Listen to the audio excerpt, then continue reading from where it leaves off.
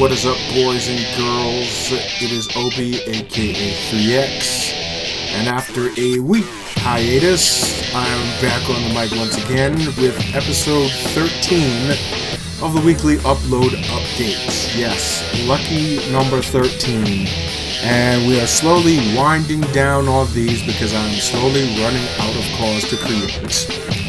Yes, the list of creations I have for my XWA roster is almost filled to the point where I can say maybe I have at least 2 or 3, maybe even 1 or 2 more of these videos before everyone I had planned to create is done.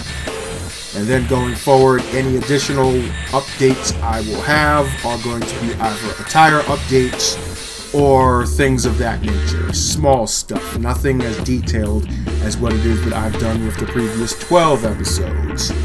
And this one here as well. But that's kind of looking a little too farther down the road. Let's get right into who we have on your screen right now, who I kind of alluded to in the last weekly upload update video.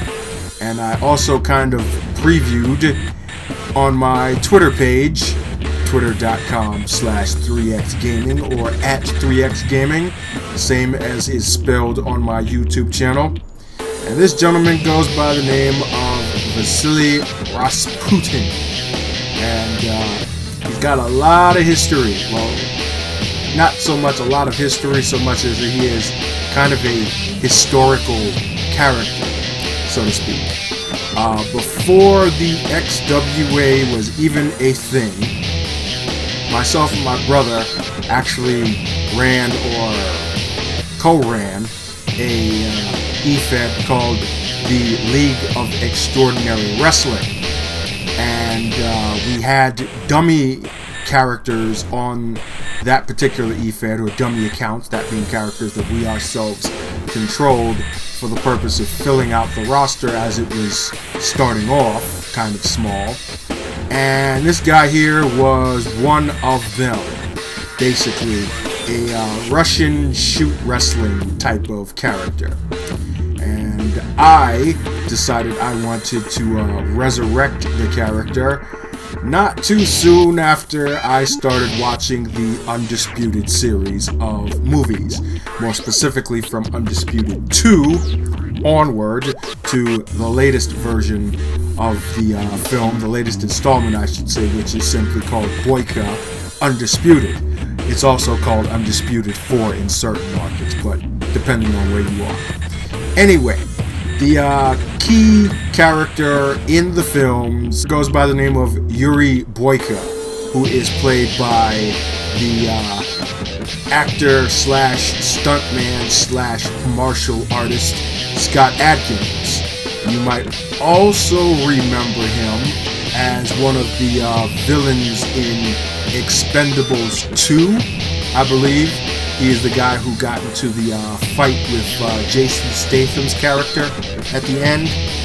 And also, a little bit of trivia for you, he was the body double slash stunt double, I guess you could say, for Ryan Reynolds in X-Men Origins Wolverine, in the role of the mutated version of Deadpool, the one with the Baraka blades coming out of his forearms.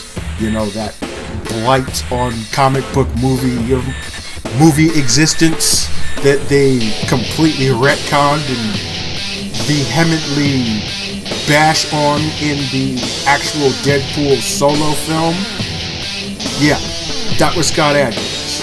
So, needless to say, watching Undisputed specifically, that was going to be the basis of me resurrecting Rasputin for the current day XWA roster.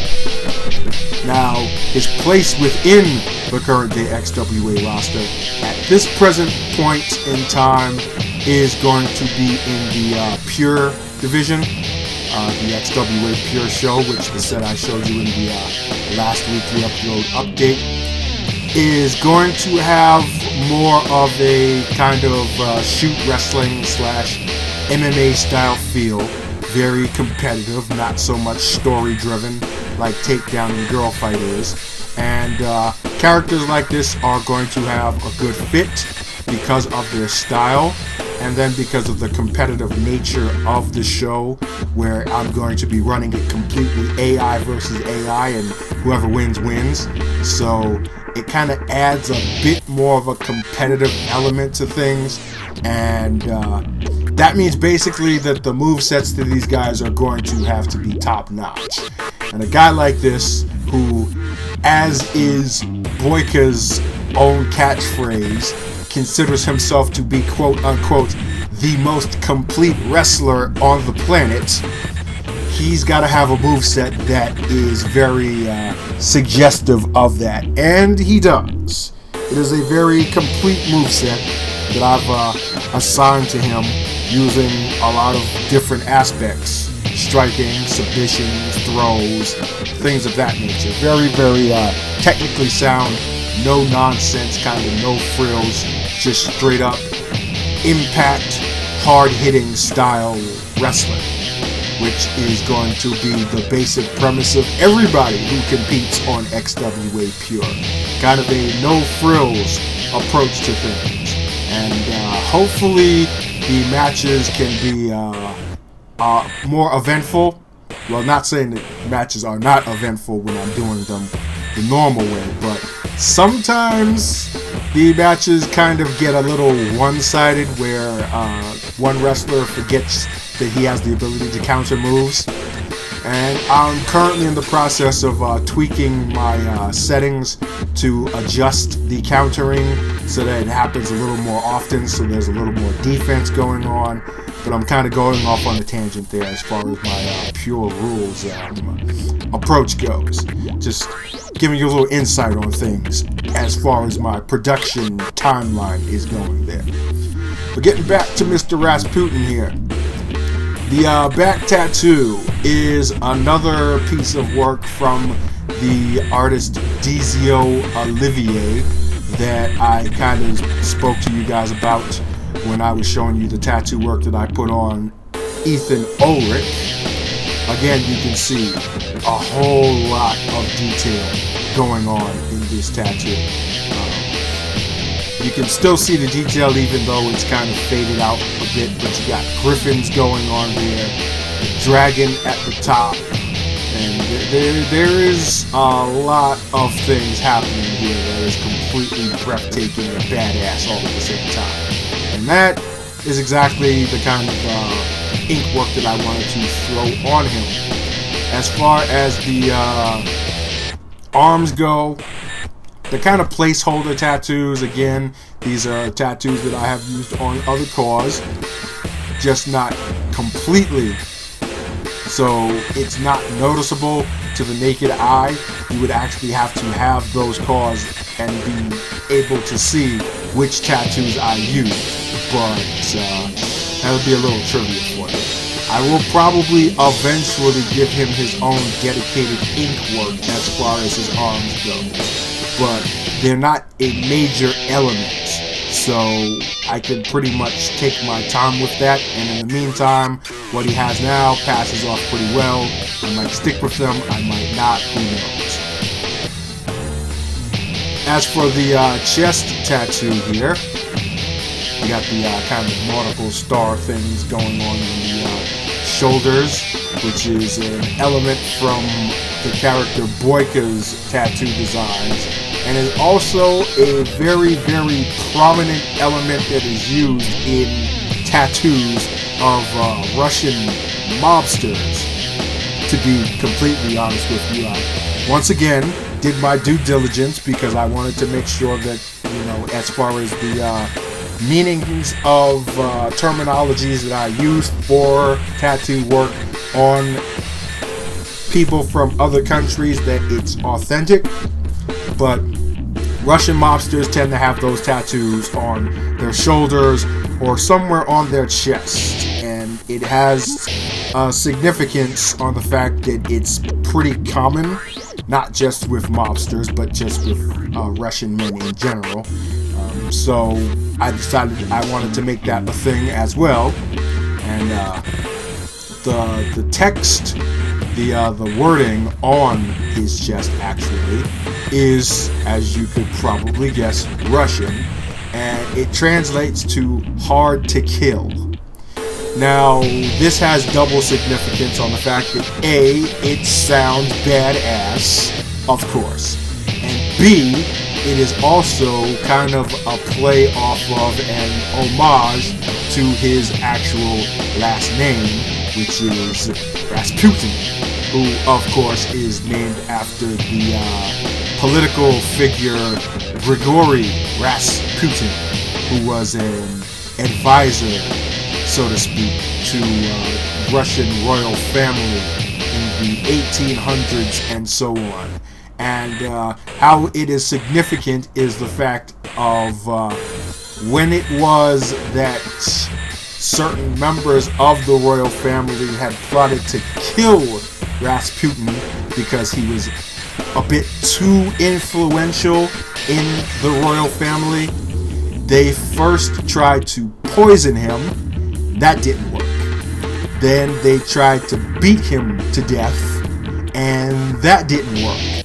And then ultimately they bound him and threw him into the river, and his body was found 6 days later.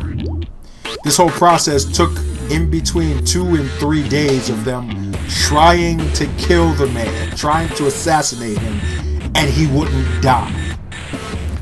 And obviously that has a lot of significance to the mythos and mythology of Rasputin, because he was a very religiously influential person in the old era of Russia.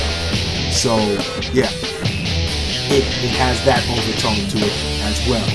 And it was just something that I thought would be a nice little touch I could put on him that basically made things, gave him a little more characterization without being completely blatant. So yeah, just a little trivia for you there.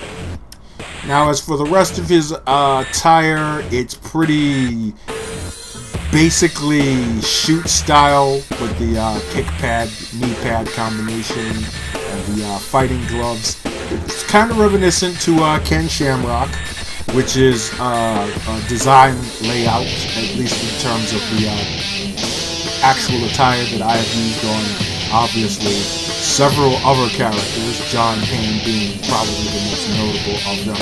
But just the application is different with the logo design, which of course, as you no doubt have guessed, uses a Photoshop style on the nautical stars and the text as well.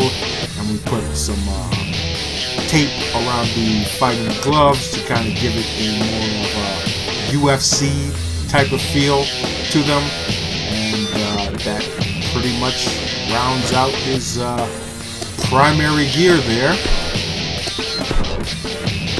And then we'll take a look at his secondary gear, and it's basically kind of more of a MMA style variant with the wrestling shoes and the short trunks. Everything else is pretty much the same, placement and all that stuff. Kind of looks a lot like Aggressor Sample's attire. And truth be told, I will probably make a more variation on it, but this was just for the sake of having him have 2 attires as opposed to just one, that I decided to go with this simplistic look. But it's definitely not something finalized. It's not something that I'm going to have on him permanently, but it will be there when you download him and have him in your game. So do with it as you will. I will primarily be using his primary attire. I kind of thought about giving him a walkout shirt, but I don't want to cover up the tattoos, so he will be basically as is, no entrance gear or anything of that sort. And basically he will be uploaded by the time you watch this video, and movesets, entrance, all the rest of that special stuff will be ready to go, and you will have yourselves one very, very badass Russian dude on your roster. And yeah, I myself am looking forward to seeing what kind of damage he causes in the pure division. Hopefully he does well. Hopefully they all do well. But unfortunately somebody's got to lose. I hope he's not one of the guys who loses too much. But hey, we'll see. It's going to be interesting. I'm going to be just as intrigued by this whole thing as you guys are as you watch it, because I'll be watching it myself as well. And we'll see what happens from there, folks. And this gentleman right here goes by the name of Sydney Striker, aka the Knockout King, Sydney Striker. And I also alluded to his existence in the last weekly upload update on the fact that he is yet another core pupil of the Togo Dojo in Tokyo, Japan. So him, Aki-san, and Johnny Tama are actually the first 3 disciples of Yoshi Togo.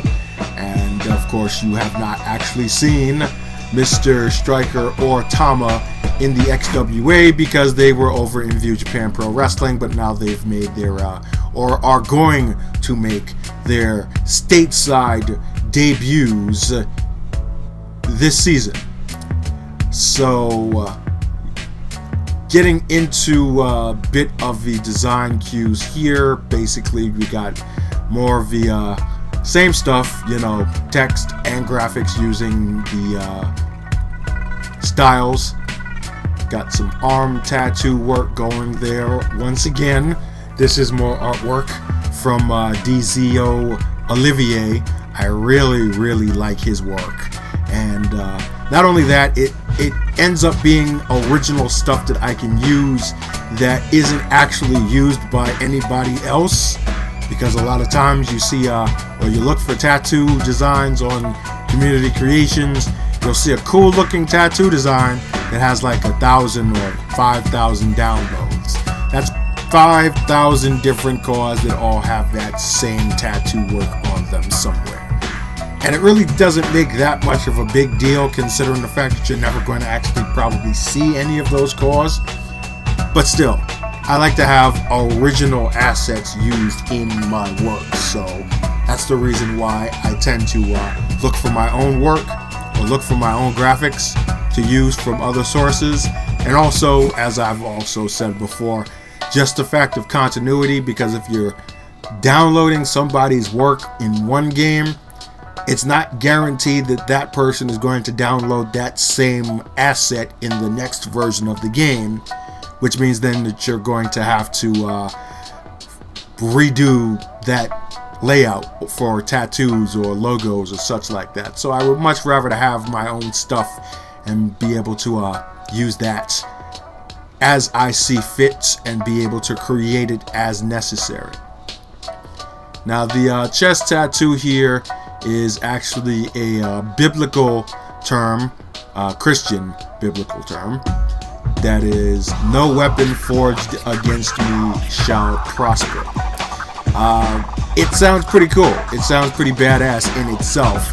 It's more meant to be kind of a statement of fortitude on the fact that nothing should ever prevail against you that brings you down in a spiritual sense, or just in general, like people bringing you down, people trying to affect your self-esteem or question your character or things of that nature. But it also has another physical significance in that of being resilient and being able to withstand a lot of punishment and a lot of adversity and still be able to come out on top, which would play pretty well into Mr. Striker's backstory. Obviously a product of the streets. He might have trained in Japan, but obviously he was not born in Japan. And there's a lot of backstory to him that I won't go into too much detail with, but basically he's found his way and he's found his calling, so to speak, in the professional wrestling ring, and now will look to fulfill a destiny, so to speak, as he competes in the XWA and hopefully, presumably, achieves greatness and the potential that he has. Same as his counterpart Tama, who I've also said before, I've got some really big plans for. These guys here are not at the present moment, but eventually, and by eventually I mean very sooner than later, going to be at the top tier of the XWA roster as far as the title picture goes, major storylines, and so on and so forth. It's just a matter of when it is I'm going to absorb them in and how, because at this point I've obviously got a lot of other major storylines that I'm building up on, so I can't really overdo it too much, but you will be seeing more of him and Tama in other means as I build them up to being forces to be reckoned with within the men's division of the XWA. And so, as we look at his alternate attire, it is basically a palette swap, color swap, red, black, white. I kinda sorta changed my mind on making tires that are reminiscent in terms of color scheme to Yoshi's, because that's kind of limiting as far as what it is that I can do with logos and color schemes. And you know, he's still got the red and white thing going, so that's one similarity that he has to his mentor, so to speak. And then you got this reverse color thing, which looks pretty good. Once again, another very sleek and athletic looking design that pretty much defines the character in a very subtle way. You got the red hand wraps. I had thought originally of giving him some MMA style gloves because his last name is Striker, so you can obviously surmise that he does throw punches and kicks with great accuracy and validity, but I decided at the last second to go with hand wraps just to kind of give him a little bit of a differentiation from everyone else that I have made that uses this similar type of shoot / strong style of wrestling. Now, I'm probably going to end up putting him on XWA Pure just to start things off, mainly to see how he fares against other competition, but like I said, he will eventually become a story character. Might wind up doing the same thing with Tama as well, but just on the sake of the reason being, I don't have anything for them at the present moment because I want to finish off the other storylines that I'm working on, so I might as well put them to use there and see what they do there, and then build their storyline based off of that. So that'd be kind of like their origin story, so to speak, in the XWA. We'll see. But at this present moment, he doesn't have a moveset. So, well, at the moment of me filming this video, he doesn't have a moveset, obviously. He will by the time you're watching it, because he'll be uploaded and have a complete moveset and entrance like everybody else. But I'm kind of brainstorming at this present moment what it is that I'm going to do with him. Possibly kind of a variation of Yoshi Togo's moveset, which wouldn't be too much of an offshoot considering the fact that I've done that same thing with other mentor CAWS, so to speak, like Magnus von Schwartz, Rob Cosmos, Jesse Risen, and Aurora Cellini all have moveset variations of his. He's the foundation, and then I basically went off in different directions with each one of them as to a certain focus of their movesets, but they're still derived from Magnus's moveset. So I might wind up doing that exact same thing for Striker here, using Yoshi Togo's moveset as the basis, which would kind of make him, I guess you could say, the primary pupil, the John Payne to Yoshi Togo, as John Payne is to Riot, because he's actually closest to Riot's actual moveset, because Aki-san obviously has a completely different moveset altogether, being more of a high flyer, and Johnny Tama has a different moveset, obviously being more of a power type wrestler. And Striker here would be the more all-around guy, which would actually be closer to Yoshi Togo's moveset, which is an all-around style of wrestling that uses a lot of different elements to it. So that's probably going to be the direction that I take with his moveset. So expect to see a lot of variation in the strikes and suplexes, throws, a lot of judo, martial arts type things.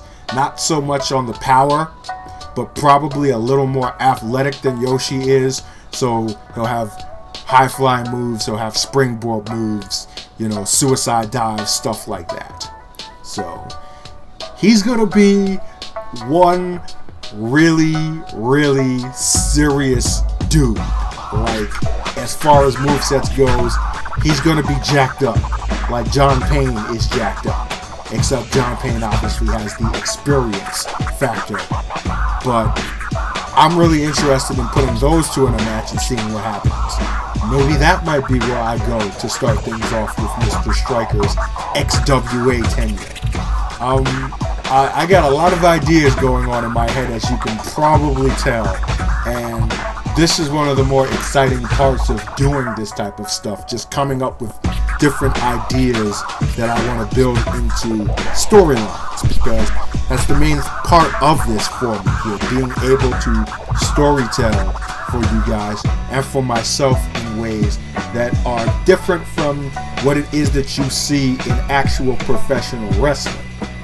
I've actually aspired for a long time to actually be a writer and booker in professional wrestling, but obviously I don't know what channels I can take to even go through that, and I know the industry is pretty tight-knit. You can't have too many outside people trying to change things around and so on and so forth like that. So this is the next best thing for me, and here I can do exactly what I want, how I want, with who I want. And that being said, as you can probably tell if you've seen my shows, I got a lot of things going on, and it just keeps on going with every new character that I make, and try to come up with ways to absorb them into the fabric of my XWA show. And he's going to have a very, very significant place within that. You're just going to have to wait and see for yourselves how that plays out. But while you're waiting, you can use him on your own for your own game and see exactly how much ass he can kick. I have a feeling it's going to be a lot. Next up, we have one of two more returning characters that I decided I wanted to bring back in a much more different and interesting way, considering the fact that they were both kind of written out of the XWA story in similar fashion. So it kind of made sense for me to bring them back together for kind of the same purpose. But I'll get into that in a couple of minutes. First, I want to introduce, or reintroduce, I should say, Ronin Neo Sawada. And this man here is the last tie-in to the original Team Katana, which of course was Victory Musashi's faction inside of View Japan Pro Wrestling that obviously was, I guess you could say, excommunicated or broken up or whatever the case may be, and eventually replaced with the entity Katana that you know now in the current XWA show. Now, Sawada, of course, was a member of that team right around the time before the leader, Victory Musashi, decided that he wanted to join forces with Brock Bentley to form what we now know as World's Finest. And Sawada didn't take too kindly to that because he was, loyal to Musashi, didn't think that he needed the help from an outsider, especially a gaijin like Brock Bentley is. And Bentley didn't take too kindly to that, so on a previous episode of Takedown way back, I think it's 2014, 2013, one of those times, on one of my older channels, in the episode, I think 2 or 3, I'm not too sure. I'm probably going to go back into the archives and find the exact moment when it happened.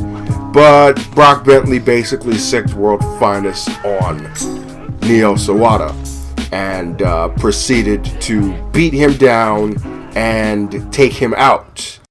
Sawada trading blows now, firing back, taking control of the match again, but wait a second, it's Legionarius. Legionarius just came into the ring, and now a 2-on-1 assault. The referee has just thrown this match out, and oh god, now Nueva Lucha joins them in the ring. Sawada, get out of there. Just trying to survive, but the numbers game is just too much for him, and now World's Finest once again trying to establish dominance with this assault. And Sawada is down, ladies and gentlemen. And Sawada has been out of the picture ever since, up until this moment right now that you're seeing his returning appearance to the XWA roster, the XWA fold, and obviously he's got himself some targets he's going to be going after on the initial volley of what it is that I have planned for him and his newfound partner, who you will see next. So, as far as the designs go, once again, you see some Photoshop styles action going on with the font and the samurai logo. And obviously, he goes by the name of Ronin Neo Sawada because he is now a masterless warrior. He's a solo player, a free agent, if you will. And this happened not too long before the merger, if you will, between Musashi and Bentley, after Victory had already broken up the original Team Katana. And that was when Sawada started referring to himself as a Ronin, because after so long of being loyal to Victory and doing his work for him, to all of a sudden find himself out of fashion or out of favor, he basically decided to go into business for himself, and that soon after led to him getting beat down, and now he gets to continue that work. And as you could probably guess, he's going to be going after both Victory Musashi, the new Katana, as well as Brock Bentley and the rest of World's Finest. Now, as far as his appearance goes, when I had originally made Neo Sawada, there was a lot of different inspirations that I had used for different versions of him. Originally, when I made him in the old SmackDown vs. Raw games, he was kind of a takeoff of Masahiro Chono. And eventually, after that, when I started making Team Katana more on a regular basis, I kind of molded his look and his attire off of another wrestler by the name of Shuji Kondo. Both of these guys are now long retired, but back in the day they were some pretty powerful guys in Puro Wrestling, in particular New Japan Pro Wrestling, and so on and so forth. So obviously, with it being the current generation, and with me having the opportunity now to change some things around on older characters that I had not made in a long time, it gave me the chance to kind of redo his look and redo his appearance. And the physique has a lot to do with this change because of the inspiration that I decided I wanted to go with in terms of Mr. Sawada's permanent look for the current generation of the XWA and WWE games, and that is a Korean bodybuilder who goes by the name of Hwang Chul-soon, and he is better known as the Asian Arnold Schwarzenegger. And as you take a look at the pictures that I'm going to be superimposing on the right side of your screen, you can pretty much see why. This guy's got a physique on him that is really, really impressive, to say the least. And kind of going off on a rant here, I hate it when it is that magazines or websites or even the bodybuilders themselves say that they are natural bodybuilders when it's clearly obvious that they aren't. I mean, even Arnold Schwarzenegger himself is going on record in saying that if you are a professional bodybuilder, if you compete professionally, you've probably at some point in time or in current points in time use performance enhancing drugs, steroids and stuff like that. You can deny it all you want, but it's something that happens, and it's something that the best of them actually have done and even currently do. So, you know, it's not like it's a bad thing. It's just one of those things that I guess is kind of frowned upon by mainstream sports media as cheating and such like that. But come on, like, really, seriously, look at these guys, look at their bodies, and tell me that that's naturally done just by lifting heavy weights and eating lots of protein. Really? Anyway, this guy's physique is impressive regardless, and I had actually tried to experiment with using a skin texture that kind of looks a lot like Mr. Soon's actual physique in terms of his back and his chest, and it unfortunately doesn't mesh too well with the arms, and I didn't want to have like an incomplete look of, you know, his chest and his back looking completely shredded and ripped and cut, and his arms not looking as defined or detailed. Even though the model arms that they have here available, which I think are kind of taken off of John Cena's, are still really defined, and you can even see the veins in them. Those are not the veins that you throw on there as the extra add-on features in the body menu. That's actually his arms. That's like the default skin texture on the model there. But it still didn't look as good with the supercut physique there. And so I decided I just wanted to stick with the regular big bulky chest model that, yes, unfortunately I'm going to rant on it again, I have to use again. So his body is going to look really similar to the body of other CAWS that I have made, unfortunately. And yeah, so yeah. Yeah, anyway, here is his second attire. Once again, Same idea, just differentiation on the style used for the logo and the text logo, and a slight color swap because there's a lot of black in that style, obviously, and I wanted to actually show off the effects of the style and how it really just kind of pops right out at you. So we go with white as opposed to black on the elements where those will actually show off. And of course you got the old school Batista boots before he started using the athletics shoes in his last run in WWE.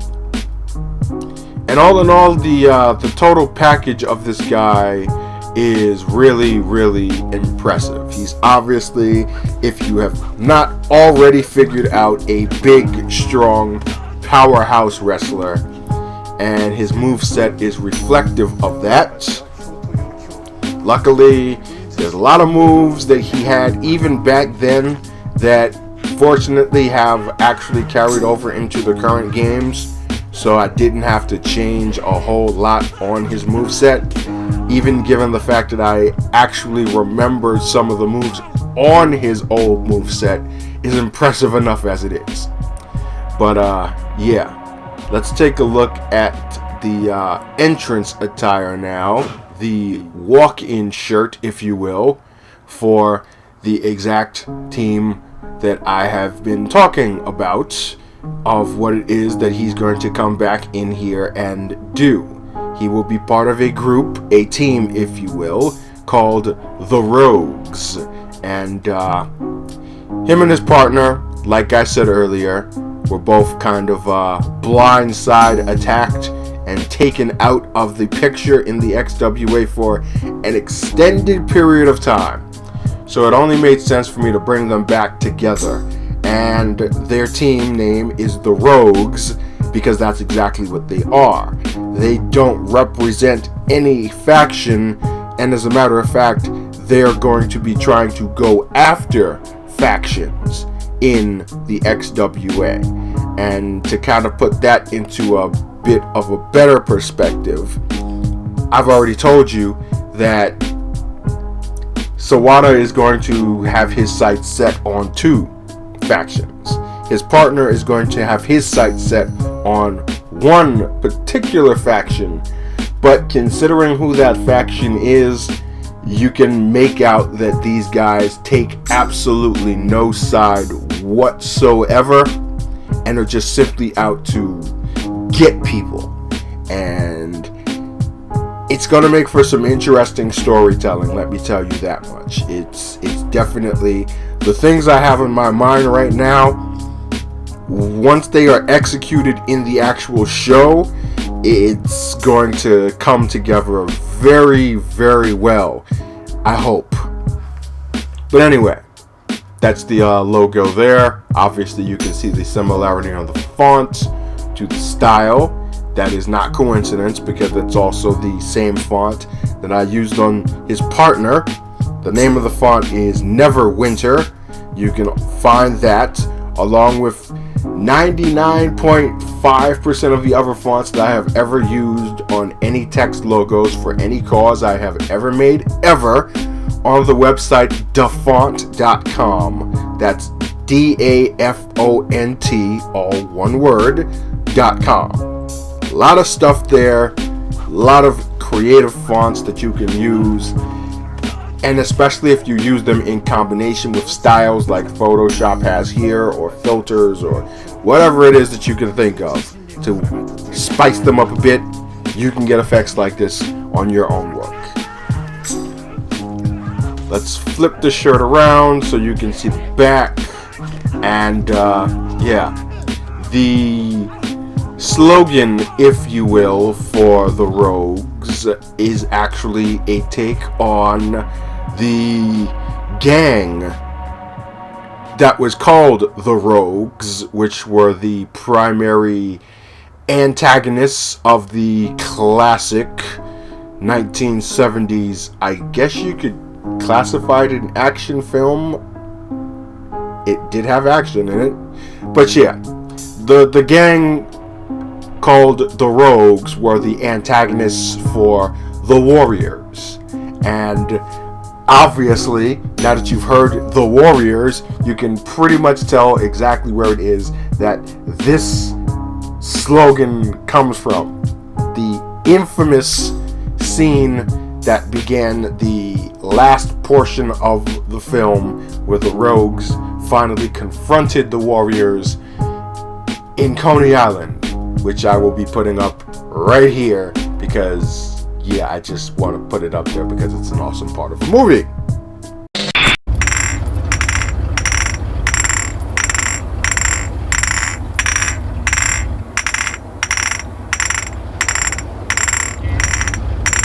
Warriors, come out to play.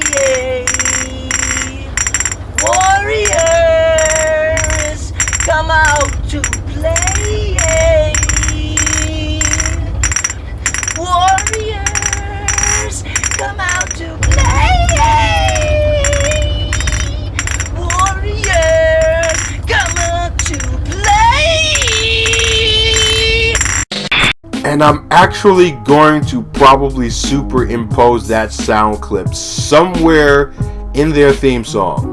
Probably at the start of their tag team theme, because individually they're going to have different theme music, but when they come together, they'll have one song, and that's going to be an element of it because it represents what it is that they represent. That being just basically guys who have a reason, and a very legitimate reason at that, to want to beat a lot of people up.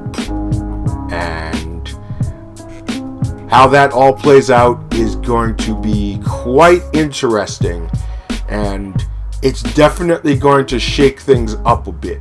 And when I say a bit, I mean a lot, because I've only now recently thought up these ideas. I've only now recently thought up the ideas that I have right now as far as injecting them into the current storylines that I have planned for the XWA shows.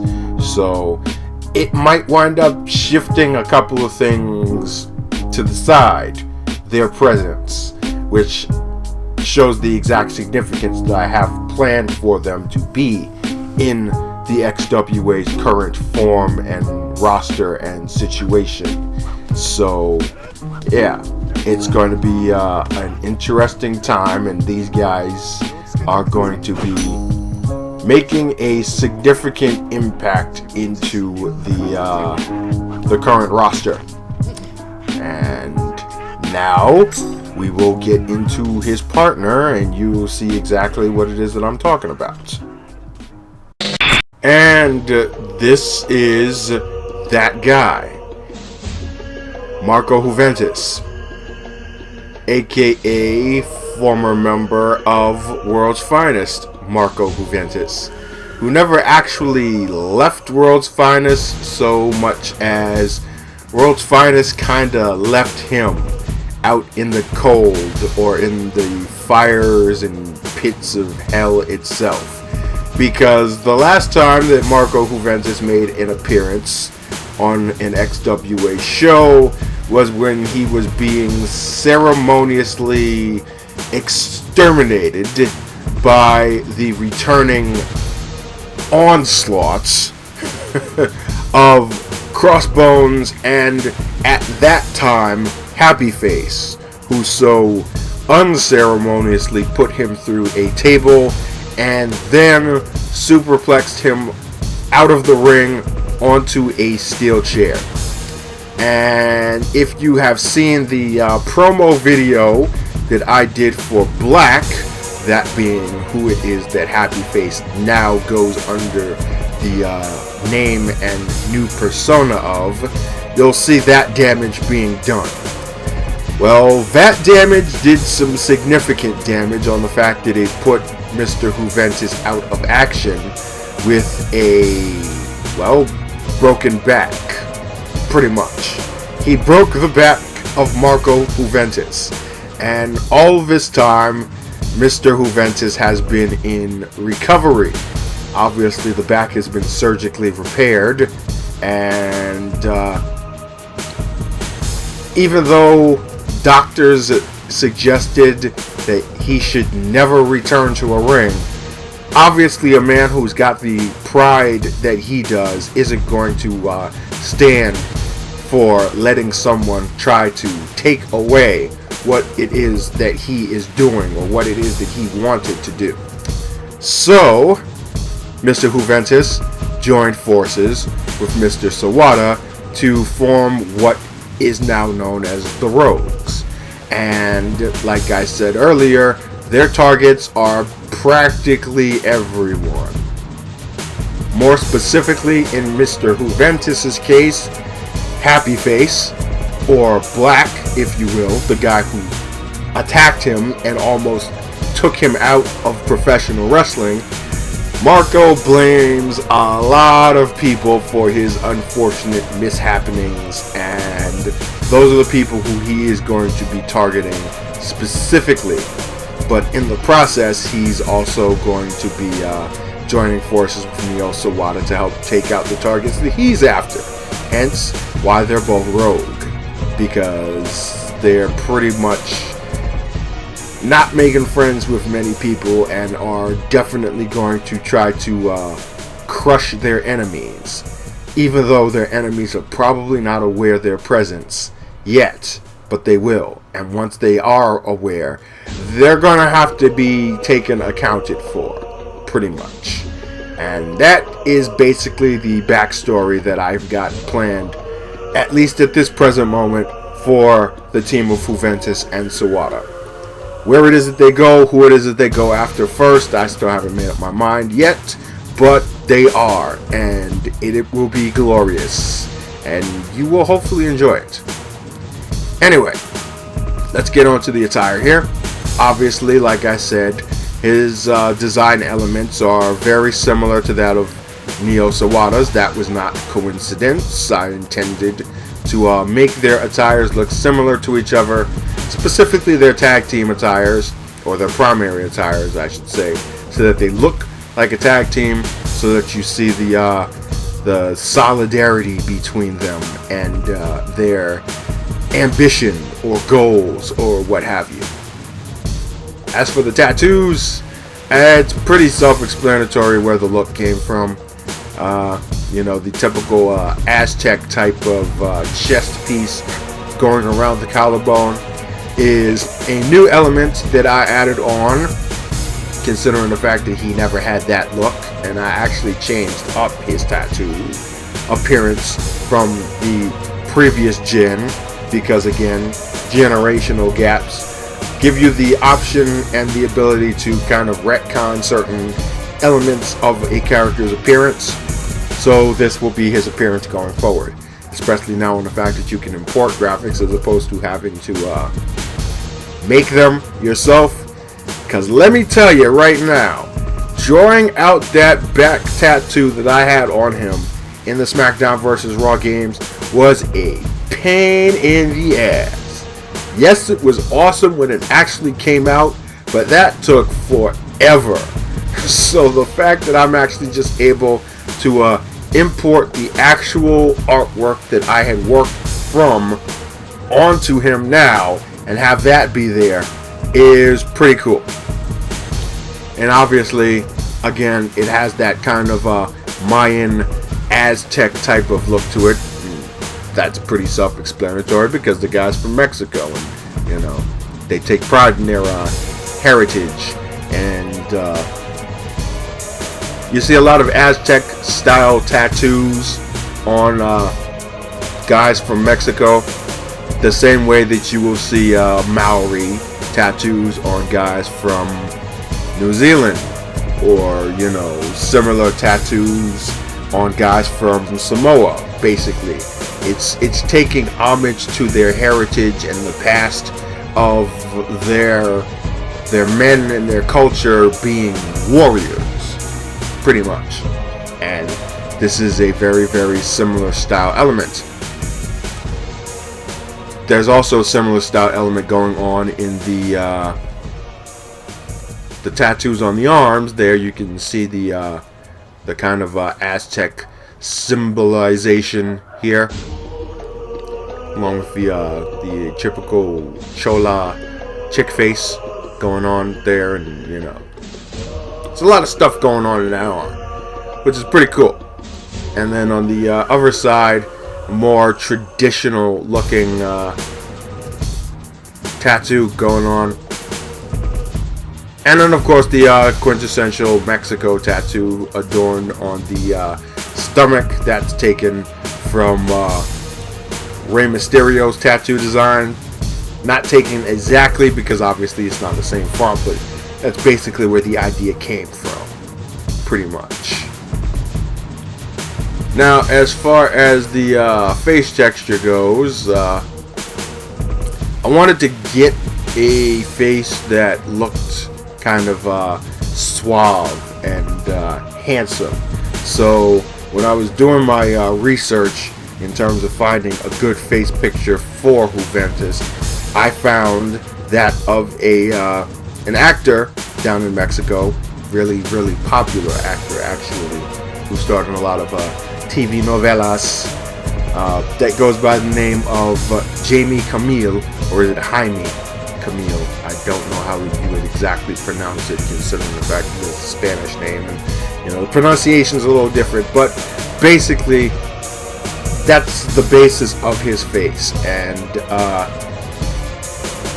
I mean, what can I say? This is a smooth-looking guy here, and that was the direction that I wanted to go with the appearance of Juventus going forward, because he's always had that kind of ladies' man type of look to him. It's just obviously now he's not so much focused on the ladies as he is focused on business, you know, business for pleasure type deal.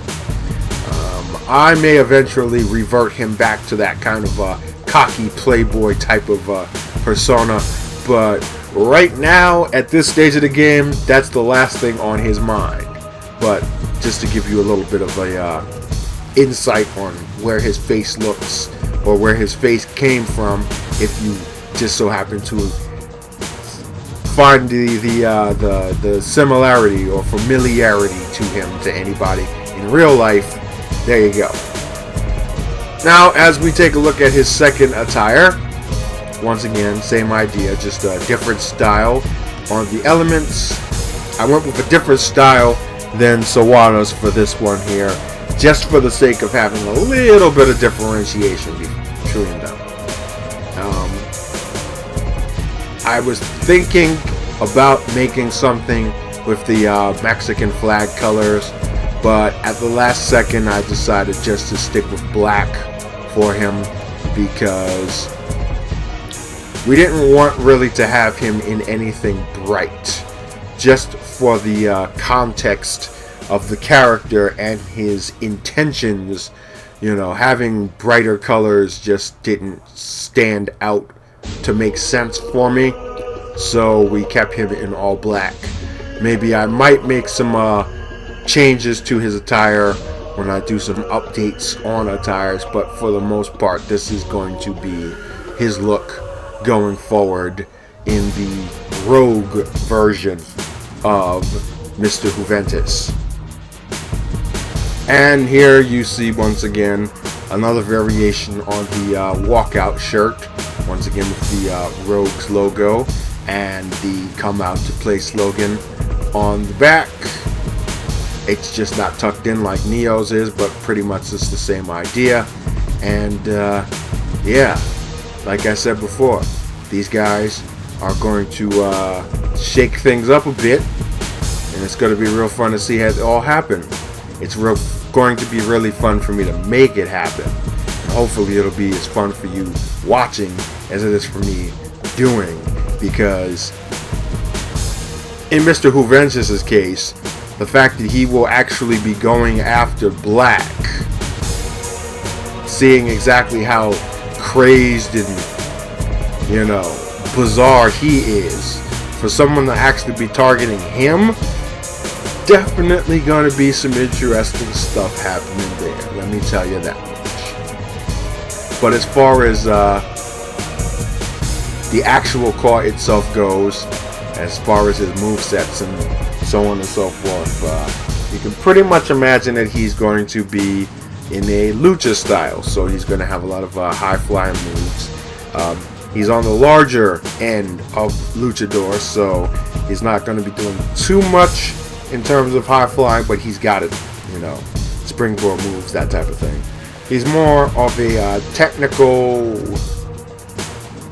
athletic type of character as far as his moves goes, and a little bit of brawling, because obviously he's going to have some brawling if he's going after guys like Katana and the Riot Squad. That's a given. But anyway, all 4 of these cars are going to be available at the time of you watching this video. As always, the search tags are going to be 3xCAW, that is the number 3 followed by the letters XCAW, or XWA. And with that, that's going to be the 13th weekly update video for you.